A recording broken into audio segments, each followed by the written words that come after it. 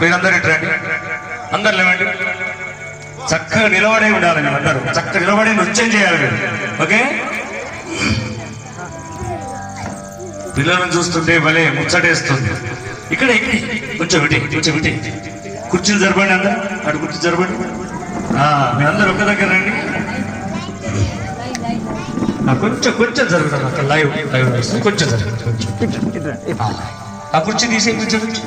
Very good, నిలబడే ఉండాలి కొంచెం.